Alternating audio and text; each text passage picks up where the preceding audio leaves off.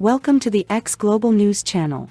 On the night of December 25 to 26, the armed forces of the Russian Federation did not take the offensive from the territory of Belarus, as we were warned by Russian officers based in Brest, Grodno and Stolin and Russian senior officers from the General Staff.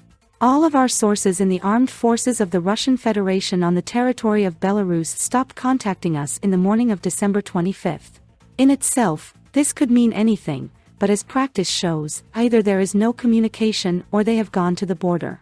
According to reports from officers of the Ukrainian armed forces, the Ukrainian army was ready to repel the offensive yesterday, but apart from minor sorties by Russian sabotage and reconnaissance groups, there was no activity. On the Belarusian side of the border, infantry units, from platoons to several companies, moved, but there was no fire contact and no offensive actions were taken by the Russian grouping in either the Lutsk, Kiev or Chernihiv directions. Instead, the armed forces of Ukraine undertook them in the Luhansk region. In the afternoon of December 25, Ukrainian army units advanced to the outskirts of Kremenna and to the villages of Novokrasnyanka and Suravtsevka. According to reports from Ukrainian officers, the Ukraine forces successfully developed an offensive, with some sources believing there was a good opportunity to encircle Svatovo. Russian officers gave conflicting information on the afternoon and evening of December 25. According to some, the Ukrainian offensive was repulsed. According to others, the situation near Kremenna and south of Svatovo was becoming critical for the Russian armed forces. Sources in the group headquarters made it clear that there is no communication with the units south of Svatovo and it is impossible to say exactly what is happening there.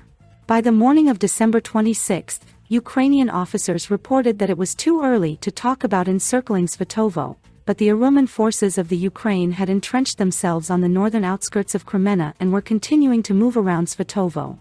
Residents of Svatovo reported that gunfire and artillery fire could be heard around the city, but everything in the city was more or less calm. By the evening of December 26, Russian sources in the group headquarters and the headquarters in Luhansk reported that the situation in the Svatovo-Kremenna section was difficult for the Russian army. Troop control is disrupted, there is no communication, and it is impossible to ascertain what is happening, but it is obvious that the Ukrainian armed forces are trying to move forward. A source in the group headquarters said that if the Ukrainian army is able to reach the east of Svatovo and cut the road to Starobelsk, there is a risk that the Russian defense will collapse in this area. In this case, the Russian Federation's armed forces will need trained infantry to avoid a repeat of the September scenario at Balaklia, Izium, and Kupiansk. On the Starobelsk direction we have unfired motorized infantry divisions from new mobilized men who have recently been drafted. If there is a threat of a breakthrough, the holes will have to be quickly closed by trained units. I would not be surprised if they hurriedly start returning those who were sent back to Belarus a month ago, says a Russian staff officer. Not much is known about the offensive of the armed forces of the Ukraine near Kremenna-Svatovo, but the fact that it began on December 25, before the expected offensive of the armed forces of the Russian Federation in Volyn, may indicate an attempt by the Ukrainian command to seize the initiative from the armed forces of the Russian Federation and force them to change their plans. A similar situation occurred at the end of August in the Kherson and Kharkov regions. Once again the Ukrainian armed forces demonstrate their ability to react quickly to the situation on the fronts, while the Russian command once again signs off on their inability to plan their operations, taking into account the actions of the enemy. The likelihood of a Russian offensive on Volyn remains, despite the change or disruption of the dates indicated by our sources. This is common practice in warfare. It is gratifying that the Ukrainian armed forces are ready to repel this offensive, should it begin, and are making efforts in another area to force the Russian Federation armed forces to change plans in a hurry. Also, it is easy to see why this situation occurs on the battlefield. There are two kinds of state in this military scrum. A bad but Ukrainian democracy and a Russian autocracy. Where critical thought and urgent or risky action is needed, the Ukrainian state will do better. This is obvious. No war is won without risky action. Without honesty and openness, the war is not won. This is impossible. That's why when Putin was preparing for this military special operation for years, he was deceived by his own people. After 10 months of his operation on Ukrainian territory, we can all see what the real state of the Russian armed forces is. Almost all of the huge military budgets of the Russian Federation over the last 20 or 30 years have either been stolen or incomprehensibly spent.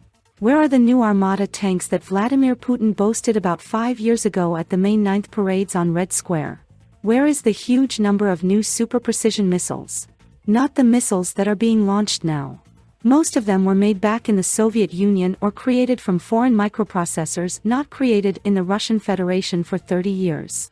Ukraine, on the other hand, which has been slow to strive for democracy and has thus pissed off Vladimir Putin, disposes of every, even not insignificant, resource very carefully. Vladimir Zelensky, his presidential staff, and all of Ukraine do not throw away the people, budgets, and supplies that all of Europe and especially the United States of America provide them. Every dollar and euro is counted by them. Yes, there is still corruption on the borders, but they actively fight it and punish people by imprisoning them or deporting them from the country if they are not citizens of Ukraine.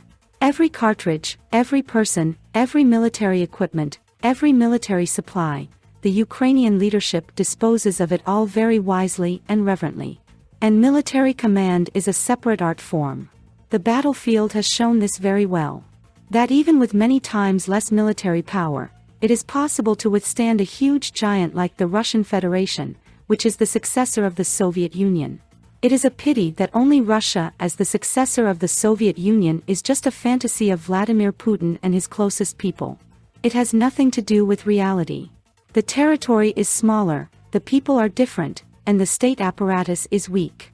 And budgets, especially military budgets, as we can see, are stolen. Although in the USSR, especially under Stalin, the space and military industry was very successful. Tanks and weapons were better under Stalin. The first man in space was a Russian man. So they are far behind Stalin and the USSR. Especially under the current circumstances. When a very close people went against a neighbor in a senseless war. Yes, the Russian side is now trying to come out of this conflict with at least some kind of achievement. Vladimir Putin wants to sign a peace agreement. Putin is constantly giving signals of his willingness to move to negotiations without preconditions. These signals are coming either from those closest to him and his friends, or from statesmen close to power. Although what is there to hide? Even Vladimir Putin himself recently said on federal channels in Russia that he was ready to negotiate with Ukraine. Yes, he is ready for peace, but on terms that are beneficial to him. That's the end of our video. Give us a like. Write your opinion in the comments. Subscribe to the channel to continue to follow our new videos. Thank you for your attention. See you soon.